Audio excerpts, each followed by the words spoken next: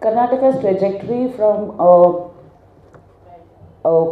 progressive, secular state to a communal state has been a very interesting and crippling one. In 12th century, we had Basavanna, who spoke much before Marx about the dignity of labor, about equality, about rationality, and specifically against Brahmin hegemony. But today, all those who claim to be Basavanna's followers are BJP followers. It's totally against whatever Basavanna stood for.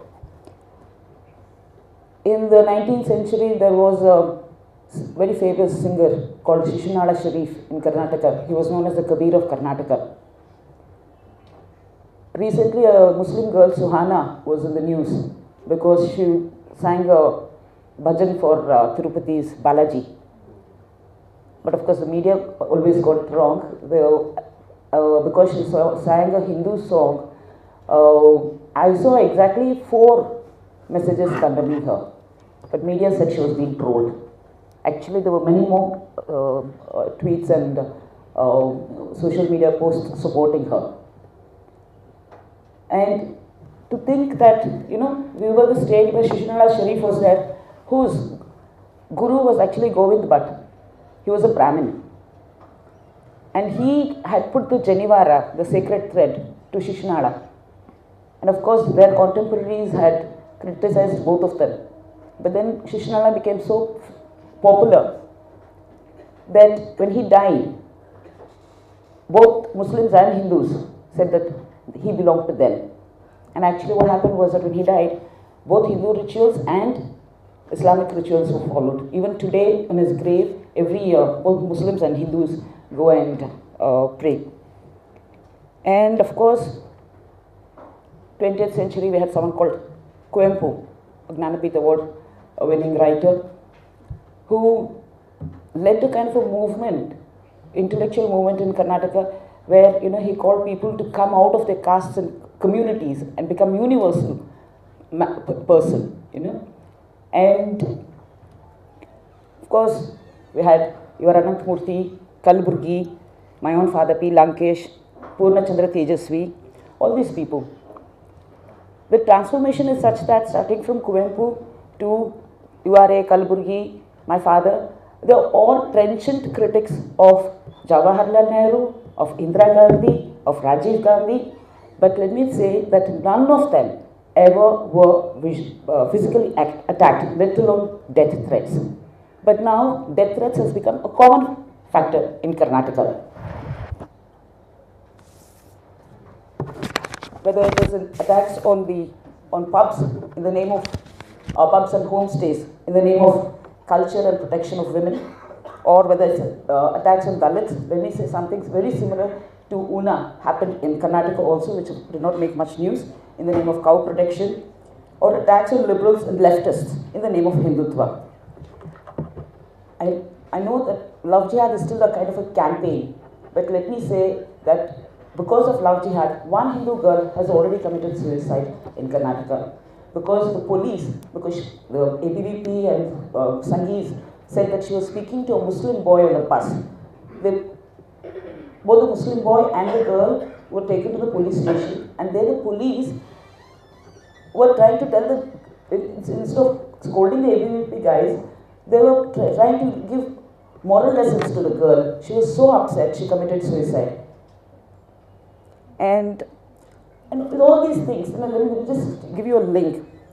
When Kalburgi was killed, one ABVP Bajrang guy called Bhuvit Shetty, he sent a tweet saying, anyone who criticizes Hinduism will die a dog's death. When a complaint was filed against him, he said, no, I don't mean to harm anyone, I didn't mean anyone ill will, it was just a spur of the moment comment. He was let free. But year before last rather, when the state government was celebrating Tipu Sultan's birthday, the same Bhuvit Shetty, okay, it was not just a spur of the moment comment or anything, it shows how criminal he was, because the same Bhuvit Shetty trying to oppose Tipu Sultan's birthday, went and attacked one guy called Samiullah and another guy who was with him, thinking that both of them were Muslims. In fact, Samiullah escaped, but the other guy who was with him was a Hindu, Harish Pujari, and he got killed. So Mohit Shetty was a criminal, and that was very clear. And of course, after when Ananthamurthy died, some people burst crackers and celebrated. The police arrested 5 people, and all of them had past records of having been arrested earlier for assaulting Muslims because they were transporting cattle and stuff like that. And when Ananthamurthy had said that, in Kannada he had said that, which will roughly translate to, I would not like to live. It was not, I don't want to live. Okay, so I would not like to live in an India where Modi is the Prime Minister. The media made it totally differently in translation. And when Modi said that, there was a guy called Naresh Shenoy who sent him a one-way ticket to Karachi. And who is this Naresh Shenoy? He was the one who formed the Namo Brigade in Mangalore in the run-up to the 2014 elections. And like Mohit Shetty, later Naresh Shenoy was arrested. He is the #1 accused in the case of an RTI activist's murder. The RTI activist, yesterday it was 1 year since his death. The RTI activist had discovered that this great Rashtrabhakt, Naresh Shenoy, had looted crores of money from a Hindu temple. And Vinayak Baliga is the activist's name. And Naresh Shenoy was perhaps afraid that all his nationalistic God-fearing activities would come to light. He hired Subari killers and got him killed. And anyway, he's out on bail. And when he came out on bail, who was the one to receive him very celebratively from the jail gates? One person called Chakrabarti Sulivile, who's an RSS activist and spokesperson.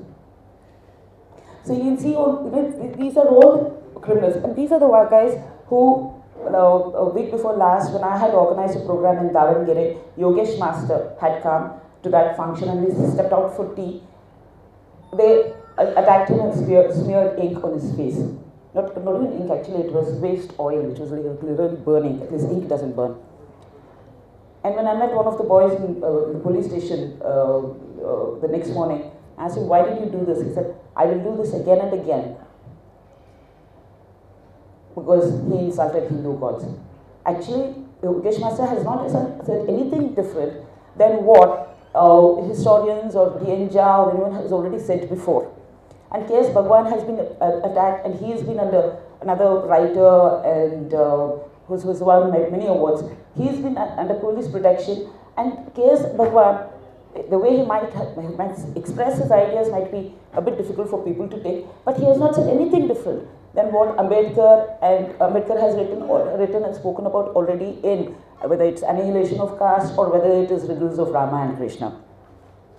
And another person, Mahesh Chandraguru, who is a journalism professor in Mysore University, he spoke something about Mahishasura, who is Mahishasura, the name Mysore comes from. And again, there was nothing new than what he has said. But Mahesh Guru was arrested and put in jail. And in Karnataka today, Karnataka religious student unions are banned.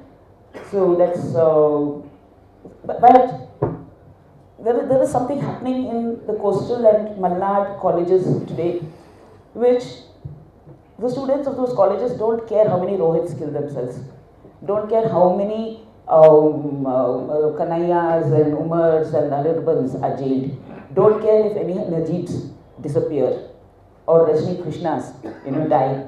They don't want Muslims, girls, students to wear burqa.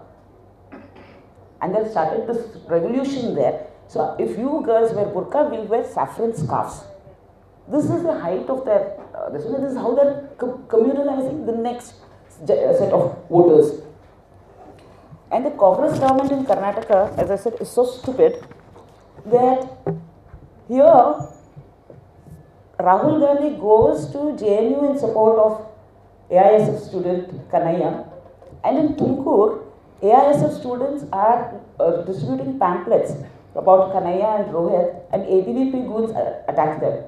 I tell the Home Minister, what is this happening? You just tell, get all those ABVP goons here in bars, and then they will know that they can't sort of, wag their tails in Karnataka. He says yes, and the next minute I know, Karnataka police in a Congress government have put sedition cases against AISF students. And Karnataka government is really so stupid. Let me tell you, last year, thousands of illiterate, lower class women who work in the garment factories in Bangalore spontaneously came out onto the streets. For 3 days, okay, there are no unions, there are no leaders, no nothing, only because they were facing so much uncertainties about changes in the Provident Fund rules. The Congress government should have used that, because those women were not just fighting for themselves, they were out on the streets for all the labor classes across the country. The Congress government should have gone and stood with them so that they could use it as a stick against the Modi government. Instead, what did the Congress government do? Let the police on them to lathi charge those women. So that's why I said. And there are lots of things I can discuss later. All of us, of course, secular forces, we are trying to sort of form network of movements, and one of the most successful ones we had recently was Chalo Udupi, of which Akila, who is here, was a major important part. And because we took the Dalit cause to Udupi as a protest against all the attacks of Dalits and Muslims, and the only response they could come up with Swachh Dalit, Swachh Udupi, which meant that, because we went there, all the Dalits had polluted Udupi, and that the only thing was that thankfully that movement did not take off, and they were not given permission, and it just sort of ended up in clearing one street.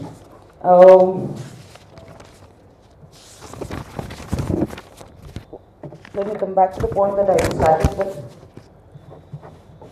Elections next year, and let me tell you, we have no dearth of Yogi Adityanaths in Karnataka. Once Chief Minister Siddaramaiah said that he doesn't eat beef, but should he eat, no one should object. And there was a BJP leader who said he would chop off Siddaramaiah's head and play football with it in the center of town. What I fear is that, earlier when these things, when Burit Shetties happened, we used to think that it was some abnormal things being done by some abnormal people. But tragically in Karnataka, abnormality is becoming the new normal. And I fear that, like Uttar Pradesh, Congress too will lose next year and will be saddled again with a communal, casteist and corrupt BJP government. Thank you.